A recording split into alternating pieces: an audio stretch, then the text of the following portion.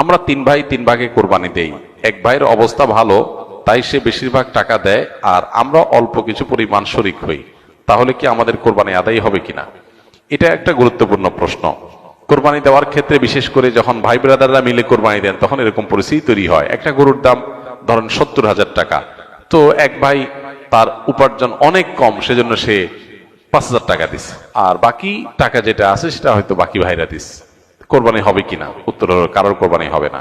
কোরবানিতে যে কোনো একটা পূর্ণ অংশ নিতে হবে, 7 ভাগের একটা পরিপূর্ণ অংশ, 7 ভাগের 1 ভাগ, 7 ভাগের 2 ভাগ, 3 ভাগ, 4 ভাগ, সর্বনিম্ন 1 ভাগ নিতে হবে। ভগ্নাংশ নেওয়া যাবে না, অর্থাৎ 1 ভাগেরও অর্ধেক নেওয়া যাবে না।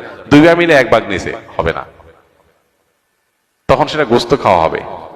পশু জবাই হয়ে গেছে সহি পদ্ধতিতে, গোস্ত খাওয়া হবে, কিন্তু কোরবানি হবে না। কোরবানি বিশুদ্ধ হইতে হলে প্রত্যেককে পূর্ণাঙ্গ একটা ভাগ নিতে হবে। হ্যাঁ, এখন এমন হতে পারে যে এক ভাইকে আল্লাহ আর্থিক সচ্ছলতা দিয়েছেন, বাকিদেরকে দেন নাই, তো কি হবে?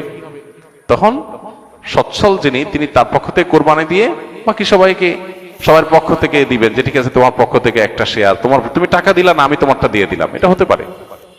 অথবা আরেকটা হতে পারে যে ঠিক আছে তুমি অল্প টাকা কামাই করছো, মাত্র 5,000 টাকা আছে, তুমি টাকা না দিলে তোমার কাছে ভালো লাগতেছে না, তুমি টাকা দিলে তোমার কাছে খুশি হবে, তো সেক্ষেত্রে 5,000 টাকা তুমি আমাকে দিয়ে দাও, এটা কোরবানির শেয়ার না।